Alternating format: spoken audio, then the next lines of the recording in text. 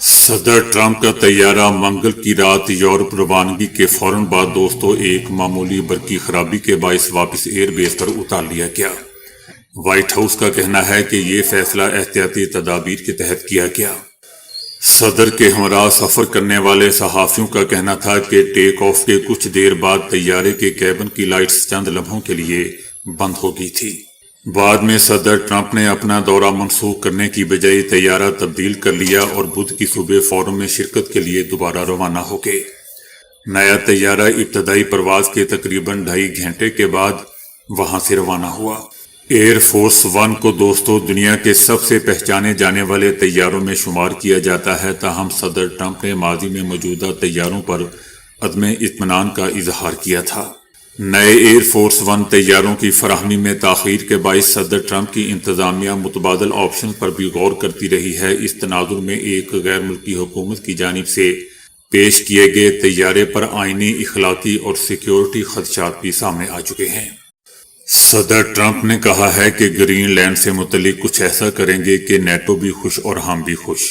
صدر کا کہنا تھا کہ نیٹو کے پاس امریکہ نہیں تو نیٹو زیادہ مضبوط نہیں ہے۔ نیٹو کے لیے جتنا کام میں نے کیا کسی شخص یا صدر نے نہیں کیا۔ اگر میں ساتھ نہ دیتا تو آج نیٹو موجود ہی نہ ہوتا اور تاریخ میں راکھ کا ڈھیر بن گیا ہوتا۔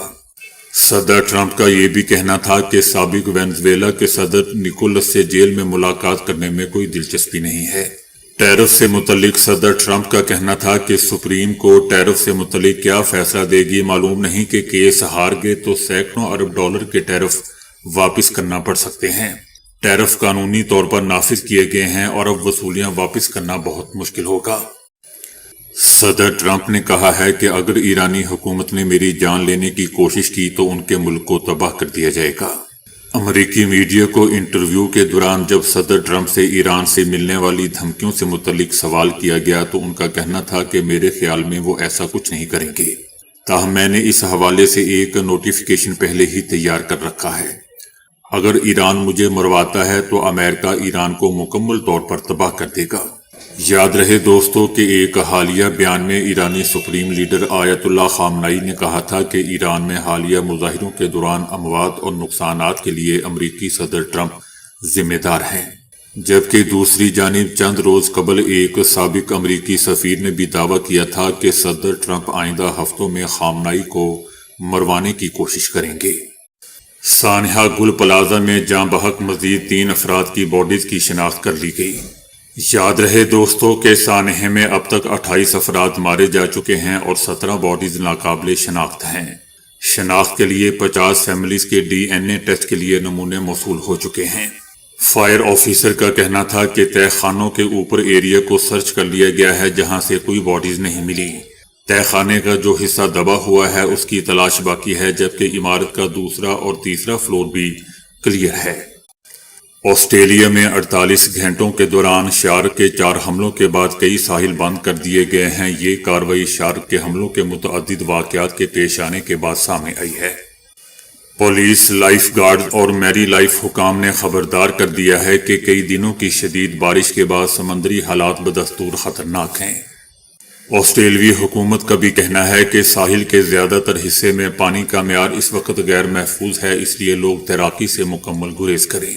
اس سے پہلے دوستوں اتوار کی دوپہر نیلسن پارک کے قریب ایک 12 سالہ لڑکا شارک کے حملے میں شدید زخمی ہو گیا تھا۔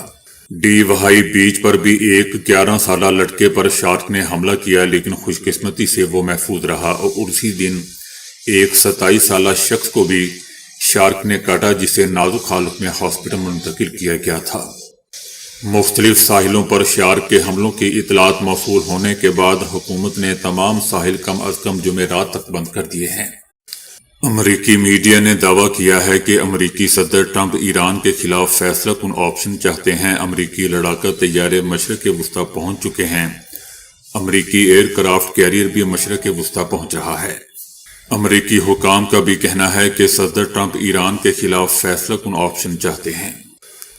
بتایا جا رہا ہے کہ جلد امریکہ کا ایک بڑا بیڑا مشرق وسطیٰ میں موجود ہوگا جو ایران پر حملے کو نہ صرف آسان بنائے گا بلکہ ایران کے جواب کی صورت میں بھی دفاعی تیاریوں میں مدد دے گا، جبکہ امریکہ ایرانی فورسز پر مزید حملے بھی کرے گا۔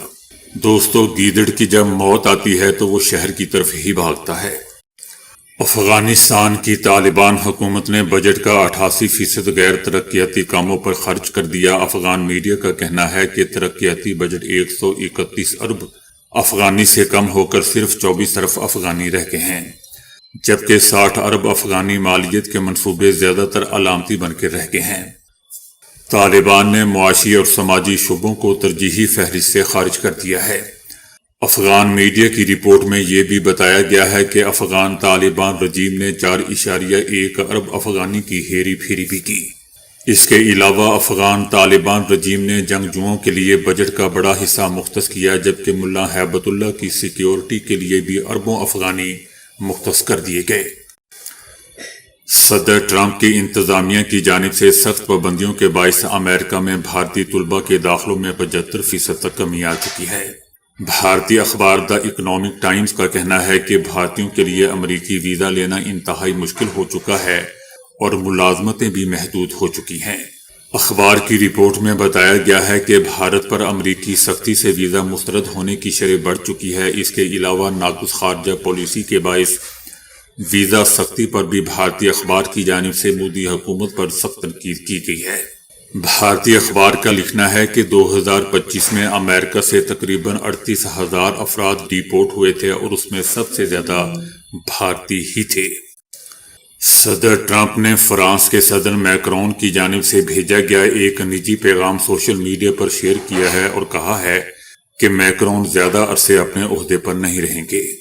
گرین لینڈ پر کنٹرول حاصل کرنے کی امریکی کوششوں کے باعث یورپ اور امریکہ کے تعلقات میں شدید تناؤ پیدا ہو چکا ہے۔ اس معاملے پر دوستو یورپ میں بے چینی پھیل چکی ہے، جبکہ مالیاتی منڈیوں میں بھی ہلچل دیکھی گئی ہے۔ فرانسیسی صدر میکرون نے اس معاملے پر بیشتر یورپی رہنماؤں کو مقابلے میں سخت موقف اختیار کیا ہے اور یورپی یونین پر زور دیا ہے کہ وہ امریکہ کے خلاف اپنے مضبوط ترین تجارتی اقدامات کو فعال کرے۔ صدر ٹرمپ فرانس کے اس فیصلے پر غصے میں دکھائی دے رہے ہیں۔ صدر ٹرمپ کے مجوزہ بورڈ آف پیس میں شامل ہونے سے بھی فرانس نے انکار کر دیا ہے۔ صدر ٹرمپ کا فرانسیسی صدر میکرون کے بارے میں کہنا تھا کہ ویسے بھی انہیں کوئی نہیں چاہتا کیونکہ وہ بہت جلد اقتدار سے باہر ہوں گے۔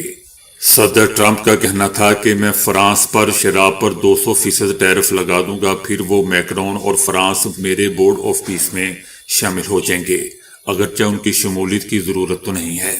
اس بیان کے چند گھنٹوں کے بعد دوستو صدر ٹرمپ نے اپنے سوشل میڈیا اکاؤنٹ پر میکرون کے ساتھ ہونے والی نجی گفتگو کو اسکرین شاٹ کر کے دکھا دیا۔ اس گفتگو میں میکرون نے لکھا تھا کہ انہیں سمجھ نہیں آ رہا کہ ٹرمپ گرین لینڈ کے حوالے سے کیا کرنا چاہتا ہے۔ انہوں نے روس سمیت دیگر ممالک کو مدعو کرتے ہوئے G7 اجلاس کی میزبانی کی پیشکش بھی کی تھی۔ ایران کے قومی سلامتی پارلیمانی کمیشن نے کہا ہے کہ سپریم لیڈر آیت اللہ خامنائی پر کوئی بھی حملہ پوری مسلم دنیا کے خلاف اعلان جنگ تصور ہوگا۔ سپریم لیڈر آیت اللہ خامنائی پر کوئی بھی حملہ ہوا تو جہاد کرنے کا فتویٰ جاری کر دیا جائے گا اور پھر دنیا کے تمام حصوں میں اسلام کے سپاہیوں کا رد عمل سامنے آئے گا۔ دوستو یاد رہے کہ گزشتہ ہفتے اسرائیل کے لیے سابق امریکی سفیر نے دعویٰ کیا تھا کہ صدر ٹرمپ علی خامنائی کو مروانے کی کوشش کر سکتے ہیں۔ سابق امریکی سفیر کا یہ بھی کہنا تھا کہ ایران کے سپریم لیڈر آیت اللہ خامنئی اب 86 برس کے ہو چکے ہیں اور بیمار ہیں، لہذا ایران کو اس وقت ایک نئی قیادت کی ضرورت ہے۔ سابق امریکی سفیر کا دعویٰ دوستو اس وقت سامنے آیا جب ایرانی سپریم لیڈر نے یہ الزام عائد کیا کہ ایران میں تشدد، مظاہروں اور قتل میں امریکی صدر خود ذاتی طور پر ملوث ہیں۔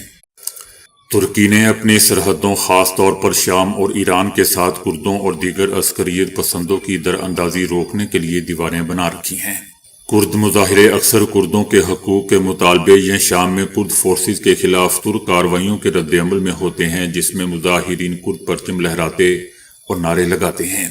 ترکی نے یونان کی طرف سے اپنی سرحد پر تعمیر کردہ دیوار کو شرمندگی کی دیوار قرار دیا ہے، جسے تارکین وطن کو روکنے کے لیے بنایا گیا ہے۔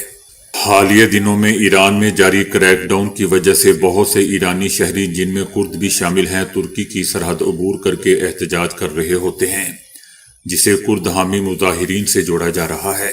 کرد حامی مظاہرین کا سرحد کی دیواروں سے تعلق دوستو اس تناظر میں ہے کہ یہ دیواریں کردوں کی نقل و حرکت کو روکنے، کرد عسکریت پسندوں کو کنٹرول کرنے اور تارکین وطن کے مسئلے سے منسلک ہیں، جبکہ کرد مظاہرین ان دیواروں اور سرحدی اقدامات کی مخالفت میں یہ اپنے حقوق کے لیے احتجاج کرتے رہتے ہیں۔